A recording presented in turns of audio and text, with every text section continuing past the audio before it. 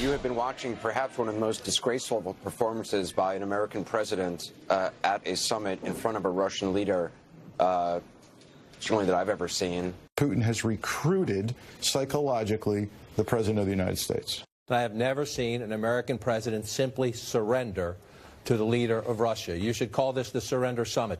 When do we see almost a shadow government come out and say, we cannot side with the government, whether it's the cabinet or the Senate? I think that's the big question.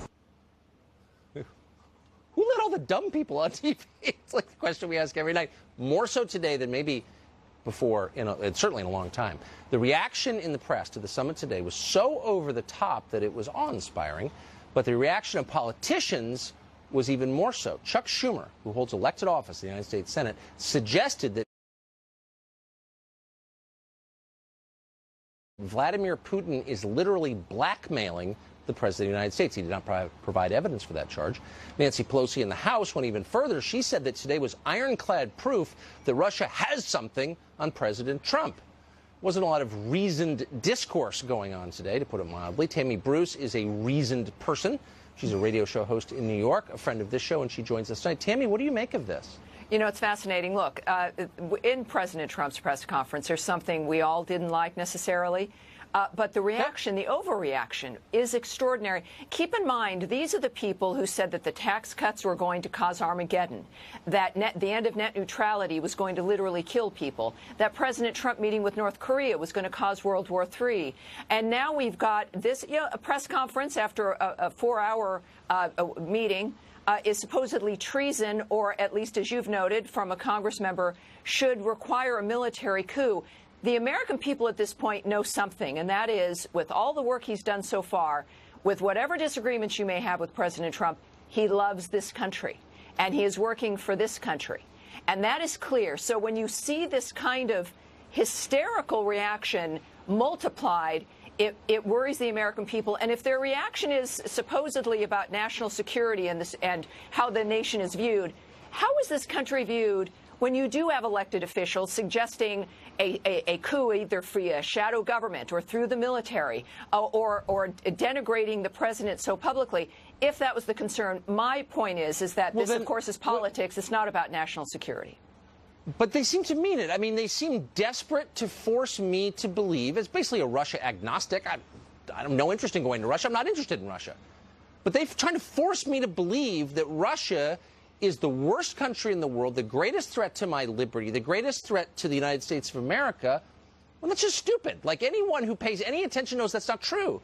So why are it's not a defense of Russia, but it's just not, China's a much bigger threat. So why are they trying to force me to believe that and punish me if I don't nod in agreement? I don't understand. Because that was their first premise. They've based everything on Russia controlling Donald Trump. That was their premise for the first 6 months, was to get him either to resign or to get him impeached. And look, the Russians, we agree, we know, did meddle.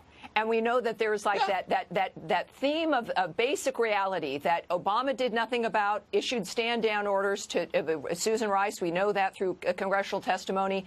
And so we know that that's occurred. The president it tends to bring the two together, which is this unfair witch hunt versus the actual dynamic of meddling in this country, which, by the way, it really had no impact. That's clear.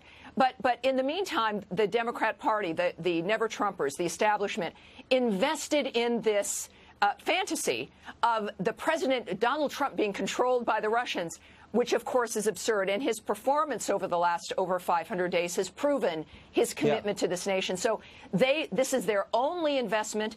This is what they have. And they clearly are indicating the level of their panic and need for this to be the case. And the American people have rejected it before, and I think they'll reject it again. It seems a little disproportionate, to be totally honest, to put it mildly. So also during his press conference today, the president raised once again the matter of the DNC's email server, which we're told was hacked by Russia. We're required to believe that, too. But for some reason, it was never turned over to the FBI. Here's part of what the president said. You have groups that are wondering why the FBI never took the server. Haven't they taken the server? Why was the FBI told to leave the office of the Democratic National Committee? I've been wondering that. I've been asking that for months and months, and I've been tweeting it out and calling it out on social media. Where is the server? I want to know, where is the server, and what is the server saying? With that being said, all I can do is ask the question. Meanwhile, Hillary Clinton made another appearance to remind the world that she ought to be president. Yesterday, she tweeted this: "Great World Cup. Question for President Trump as he meets Putin. Do you know which team you play for?"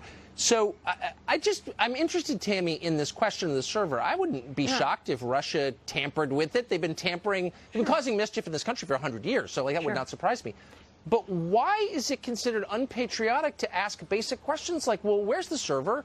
Did you look at it? Why didn't the FBI look at it? Can you answer my basic questions? Why am I not allowed to ask those questions? I'm working for Putin if I do.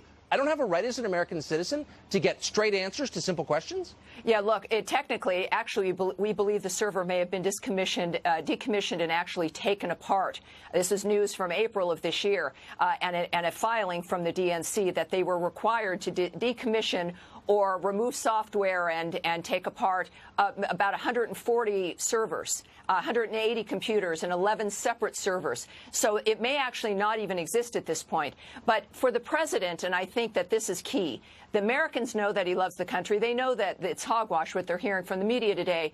But the president, I think, would, help put this kind of situation to bed, if you will, by addressing the fact that, yes, there is meddling, and that what's happening here on the political end is very different and has nothing to do with the fact that he won this election fair and square, but that there are questions that we have to ask about the politics that have invaded this. The Peter Strzok testimony from yesterday, shocking. And I think that this is where the American people deserve answers. But I just want my specific questions answered. It's one thing to say, oh, they hacked or they tampered. I believe that completely. But tell me what that means. Why don't you be very specific about it? Nobody will. Oh, you're working for Putin. When people won't be specific to simple questions, you know there's deceit. That's my view. Yeah, Tammy, the president's going to hear these complaints, and I think so will the FBI. I hope so. Yeah. Great to see you.